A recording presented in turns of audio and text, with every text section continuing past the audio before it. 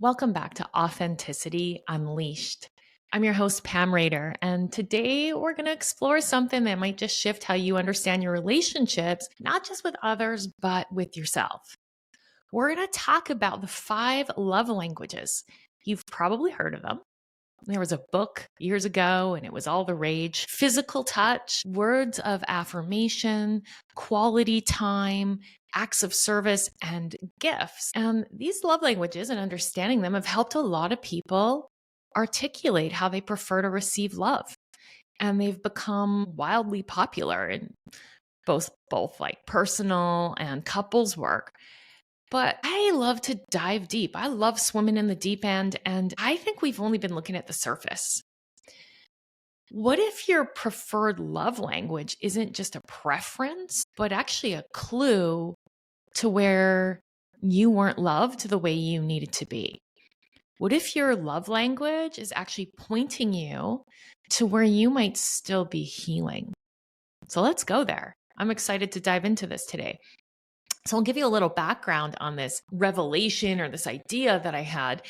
As many of you know, a few months ago, my marriage ended. And rather than sit around and weep about it, I decided that I would put myself out there in the world and try to meet people and at least explore this idea of, online dating and see what's out there and live life a little bit. And, my heart's still bruised and banged up a little bit, but I was like, you know what? No one died. And, my ex-partner made it clear that he is moving on. And so, well, I guess I will too. So I'm checking out the dating apps, and let me tell you, it's like a whole different world out there. And I think maybe when you're younger, it might be different. But at 53 years old, I'm looking at the men online and I was kind of like, wow, is that just like what's left? And I started sort of doing a deep dive into just like, what is it that they put in their profiles and how does that actually reflect who they really are? And I came across something that really interested me. On a lot of these dating apps, they actually ask, what is your preferred love language? And I noticed that overwhelmingly, most men put physical touch. And I thought, well, that's a no-brainer. I think men all like that. But I started thinking about like why? And why do I like words of affirmation? And what did I discover about myself through understanding that? So I want to unpack this because I think that if we just say, this is my love language and this is how you have to love me, we're outsourcing our happiness. I think that we're abdicating responsibility for our experiences and for our results. And I think that there's an opportunity here for us to dive in and discover something about ourselves that's maybe yet unhealed that we can reclaim, explore, expand, and come out a more whole person who is less expectant of other people in terms of making them happy. So let's start with physical touch. All these men on the dating apps like their physical touch. So maybe, maybe you like that. Great. Nothing wrong with that. But also, maybe as a child, you might have been told to suck it up, rub some dirt in it, be strong, stop crying. And I'll tell you what, as a mom of 4 boys, I was guilty of saying all of those things. Maybe nobody hugged you when you were hurting. Maybe affection felt conditional, like you had to behave or perform in a certain way to receive it. And as an adult, you might crave touch, not just for intimacy, but for soothing, for reassurance that you're desired, that you're safe, that you're loved, that you're held. But here's like the key. If you're seeking touch to soothe a wound that was never acknowledged, you might end up attaching to partners who offer affection inconsistently, like a mother who sometimes held you and sometimes didn't. So let's unpack this. If you have the love language of physical touch and you're curious about this, ask yourself, when I crave physical touch, what emotion is underneath it? Is it loneliness? Is it fear? Is it longing to be safe? It's not about replacing your desire for touch. It's about reclaiming your ability to self-soothe. And be the safe space that you never had. And the other thing that happens, folks, when we take responsibility for these things is we don't then blame others when we're unhappy. We don't put our happiness out there on another person, a partner who's going to fail us because they don't show up the way that we need them to show up to soothe our childhood wounds. It feels a little unfair to put that on other people. Now, if your love language is words of affirmation, and that's mine, I always loved getting words of affirmation, telling me I was smart or I was pretty or I'm good at something. And, maybe when you were growing up, no one told you they were proud of you. Maybe your achievements were overlooked, or maybe the only time you got verbal attention was when you failed. So now when someone tells you you're amazing, your nervous system lights up like a Christmas tree. It's like you need those words to feel okay. And that was my world for a really long time. I needed to be told that I was good. And I can trace it back. My mother was very much an appreciator. She gave a lot of words of affirmation. But my father was more cautious, and he would tell everyone else how proud he was of his daughter, but he would seldom tell us. And I always craved his approval. And so I put that on other people. But really what I was searching for was his approval. And then I decided, I don't need approval from anyone. I can give myself the approval that I need. Needing affirmation isn't bad, but what's worth exploring here is, why do I collapse when I don't receive it? If you want to unpack this one, ask yourself, whose approval did I crave the most growing up? What did I wish they would say to me? What if I just said those words to myself? Not performatively, but for real. You could actually become the voice that your inner child never heard.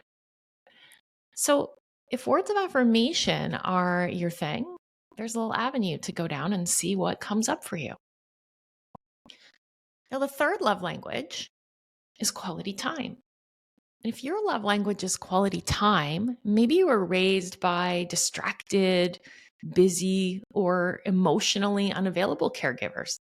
And folks, we're not trying to throw anybody under the bus here. Your parents were doing the best they could with what they had. We're not making anybody wrong. We're just identifying patterns so that we can help ourselves. Maybe no one ever really saw you. Even if they were physically present, they were emotionally miles away. So now when someone gives you their undivided attention, you feel loved. When they don't, even if it's not intentional, it can trigger abandonment. So those of you who say, I have an abandonment wound, probably quality time is your love language. And how you can unpack that is to ask, do I panic when someone I care about is busy or unavailable? Where do I feel invisible? Can I create sacred time with myself without distractions, without an agenda? Just me witnessing me, like meditation or journaling, giving yourself undivided time, because you're worth your own time and you deserve to sit in your own presence with reverence. So if quality time is your love language, ask yourself a few questions and see what comes up for you. Now, the next of the love languages is acts of service. And this is, doing things for others or having things done for you. And if your love language is acts of service, maybe you had to do everything yourself as a child. Maybe you had parents who neglected your needs, or you took care of others and no one took care of you. And now when someone steps in and helps you, it hits you so deeply and it feels like love. It feels like relief. But sometimes we unconsciously test people. Like, if you ever really loved me, you'd do this for me. I don't know about that. That's a dangerous game, folks. If you love me, do this for me, like conditional like that, it never goes well. So this one's really worth diving into as well. How I would unpack this is to ask, do I feel unworthy unless someone's helping me? Do I collapse into resentment when people don't anticipate my needs? And how can I start meeting my own needs instead of expecting others to meet them for me? Self-service becomes sacred when it comes from love, not from punishment. So when you do things for yourself from a place of love, that can fill that hole.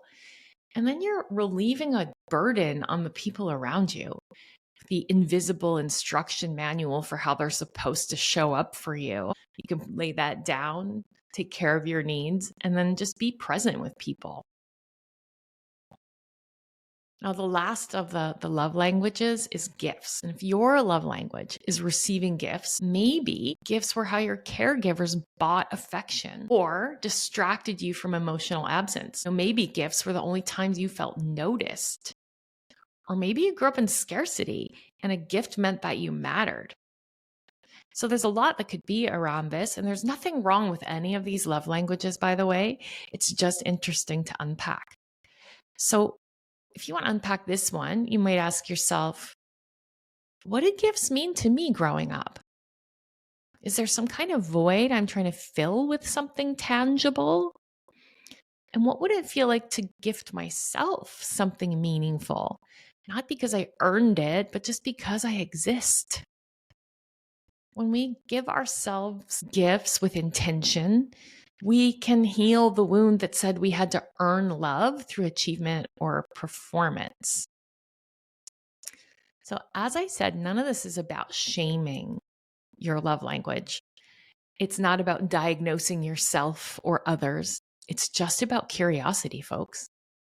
That's it. It's about asking, what is this preference trying to teach me about where I was unloved, unseen, or misunderstood? Because once you understand that, you can stop outsourcing your healing, and you can stop placing your worth in someone else's hands, and you can come home to yourself. You become the source of love that you've been seeking. And when you do that, when you love from fullness instead of hunger, your relationships become sacred, not survival. Right? Think about that. When you love from fullness instead of hunger, your relationships become sacred. So here's my invitation. Over the next week, notice how your love language shows up, not just in how you receive love, but in where you feel unloved, in the places where you feel irritated or rubbed and this person should have done something more for me, or they should know better. Get really present and let that be your teacher. Let it guide you inward instead of outward. Because if we're pointing outward, we're going to cause blame and destruction in our relationships. There's nothing wrong with asking for what you need or asking for what you like, but there's so much power in getting to the bottom of why you need or like this thing, and then being able to provide it for yourself so you can show up wholly in your relationships. If this episode spoke to you, share it with someone who's been trying to figure out their relationships, or maybe just trying to figure themselves out. You're not broken. You're just remembering who you were before the world taught you that you weren't enough. And I'm here for all of it. Thanks for listening to Authenticity Unleashed. Until next time, be kind, be curious, and keep coming home to yourself.